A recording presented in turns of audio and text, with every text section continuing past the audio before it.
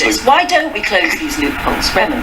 Well, look, I think in relation to taxation and loopholes, if you're looking at tax avoidance and tax evasion, we as a government have done significant steps, not only in the United Kingdom, but working with the G7. I think it was David Cameron who pushed on this at the G7 to get other countries to work together, because it's not something you can do alone. You've got to work with other partners, because they evade from here, it goes elsewhere. You've got to work together. So we have made significant progress on that. But the point I would say, in relation to spending of the National Health Service or any other public sector, you've got to have a strong economy. So when we came into government, we were, the budget deficit was one of the worst that our country had ever seen. We've now said 20.5 billion will be going into the National Health Service. But do I take the point that some element of contribution from the public further has to be made? The answer to that is yes. Look, you've got to make an honest answer. Where is the money going to come from? I can't sit here and say yes, this money is not going to come from some element of public taxation. Of course it is. But what it is, how much it is, there's an autumn statement budget coming up, and more detail will come on that. But that was for the National Health Service. But National Health Service does not simply work by itself. You have to address adult social care, which is massive. I've got parents. Everyone's got parents. We're all going to get old. People want dignity and respect. And if you're going to have that, you've got to have serious discussions in relation to how you can provide what some are doing. And I think the United States do it as well. And the University of Canterbury Christ Church is physician assistants. I think it's where you have one below a doctor. They deal with all the non-prescribing patients who need to be seen. So you have quickly, speedily see individuals, and if they need to see a doctor, they do it. It's done elsewhere in the world, and I think the question I ask is why we're not doing it here. They talked about it, but so for us in Kent, Professor Shetty is a brilliant leading surgeon who made me aware of how this is working. To say they are, having 40 individuals who are going through this process, but overall 5 new medical schools. So we have to ensure that more people are coming in through the GP practice, but at the same time having other ways of ensuring individuals and use your pharmacists more. Correct. There are lots of countries that spend the same amount of money on health than us, and actually appear to have a far better service than us. Well, they do, but then if you then look at the Commonwealth Fund survey, we have the best health service in the world. And at the same time, I accept where there are challenges, and I think in terms of doctors and nurses and pressures, I nearly got married to a surgeon who did head and neck surgery, and you saw the commitment that they had to put on calls, coming in at different hours. So you see, the great work they do and the challenges, and we have to work with them. That's why as part of the 20.5 billion is a 10-year plan to work with those professionals to say how better the resources can be utilised. Okay, let's go on with your story, which is about this extraordinary story about this terrorist. It is indeed. It's Telegraph page 7, and the headline: "Known terrorist free to prepare Westminster plot for 5 months." And I would say the headline does not do the story real justice in relation to what actually happened. You had this individual who's 28, Khalid Ali, who was preparing to carry out an attack near Parliament, and he got stopped.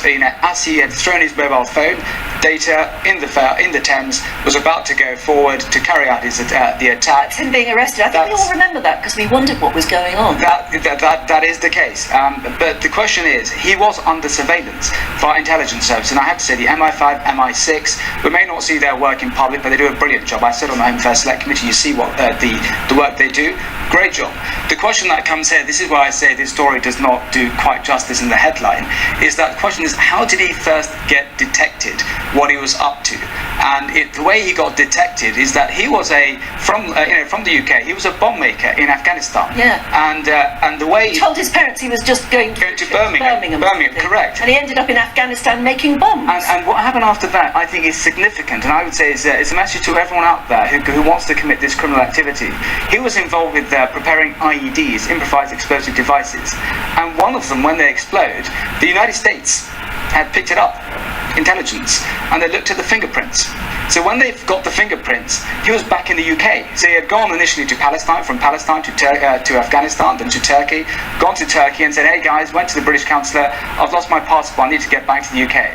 Our officers in Turkey informed the authorities over here, "You might want to check this individual out." They had their surveillance.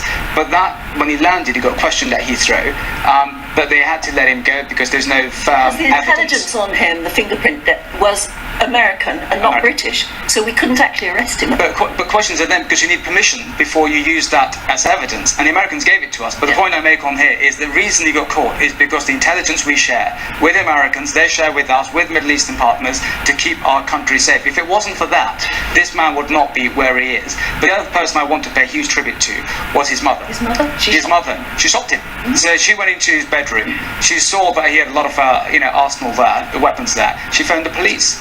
And that's why I think when we had the Assistant Police Commissioner, Mr. Rowley, said it's often members of the individual's own family who alert the authorities, and that's why I page It's the first time we've really individuals done that. do that, and that's why I think when the stories known terrorists free to prepare Westminster plot, look, there's about 3,000 individuals under surveillance at the moment, information that we get from authorities, but the headlines should be here about the mother's courage, Yes. and also intelligence sharing from the United States rather than the way it There's is. a lot to that story, but anyway, the main thing is they got him before and he was hell-bent on doing some very nasty violence. Well, Okay. can I just say, it's not knowing the full details of this, I don't think I can comment on that, but what I would say is just a headline. It's decisions like that which undermine confidence in the in our legal system.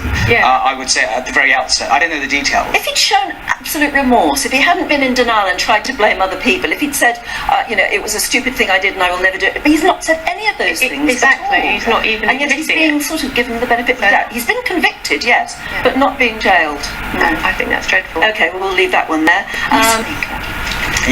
We've got Prince William out in the Middle East. He's on a tour of Israel and the occupied Palestinian territories. He's the first royal to visit that part of the world, and I think he's done a brilliant job in terms of being there and trying to get all the parties to come together, because at the end of the day, he's not there as a political representative, because the royal family do not play a political role, but I think his visit there, is very important to help bring the two parties together, because I think in the long term, we need to find a two-state solution, because that's the only way forward. And I think the other side issue on that, he also went to Jordan, and he went to the place where Kate had visited when she was 4 years old. But I think the significance on that, it's having him there and wanting to see the parties come together to find a solution. I think the President of Israel had given the message for President Abbas to share, to bring the people together. But I think from what I've seen so far, he's done a great job. Future king in the middle. I think this is royal hype. The idea that he's a peacemaker, he's going to bring the sides together, that's just hype by the palace. It's also the Daily Express, isn't it? Absolutely. I mean, it's great he's been there, but I don't think he's actually going to advance. But he's not there as the point I made, he's not there as a political peacemaker between the two, but I think the first royal to go there, and it's symbolically one side you're visiting Israel, the other side the Palestinian occupied territories, and you're trying to get people to speak together, work together to find commonality. Yes, it's not bad. It's not bad. It's got to be positive, sure. Yeah. Okay.